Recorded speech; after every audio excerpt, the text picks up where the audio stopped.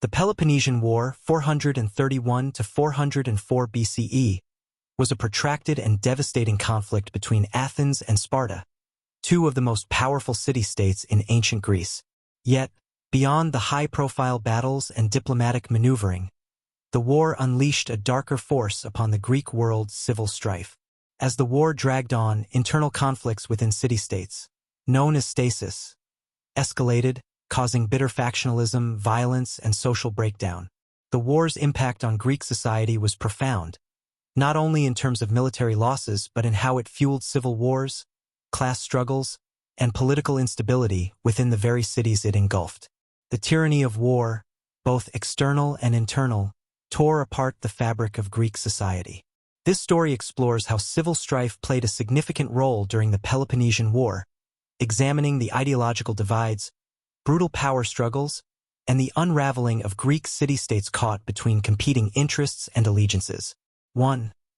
The seeds of civil strife, ideological divides.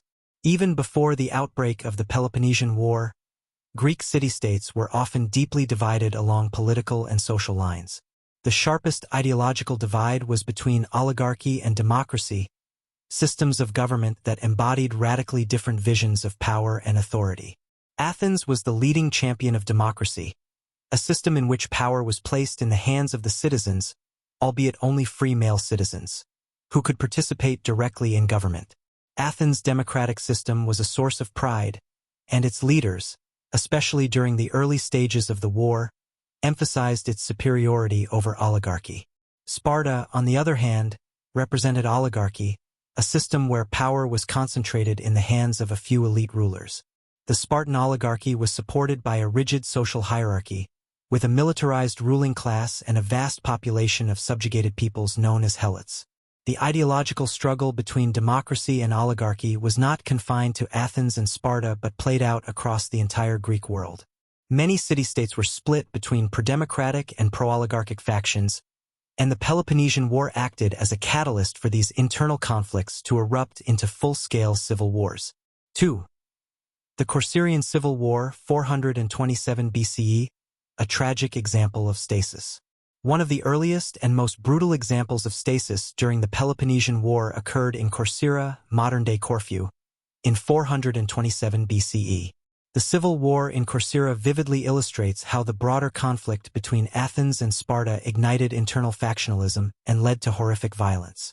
Background of the conflict. Corcyra was a key strategic location in the Ionian Sea, and it had allied itself with Athens early in the Peloponnesian War. However, the city was internally divided between those who supported the Athenian alliance, the Democrats, and those who favored an oligarchic government aligned with Sparta. Tensions between the two factions exploded when a group of Corcyraean oligarchs attempted to seize power. They appealed to Sparta for support, while the democratic faction called on Athens to intervene. This external interference, fueled by the larger war, deepened the internal divisions. Brutality of the civil war. The conflict descended into a bloodbath. Both sides committed atrocities, killing not only combatants but also civilians.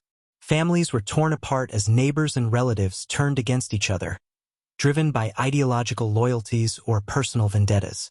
Thucydides, the Athenian historian, described the chaos in Corcyra in chilling detail. He wrote of how the war unleashed a savage and lawless state in which all norms of civilized behavior were abandoned. The oligarchs, once they gained control of part of the city, rounded up their democratic enemies and executed them. In return, the Democrats, with Athenian support, took revenge, slaughtering the oligarchic faction and their families.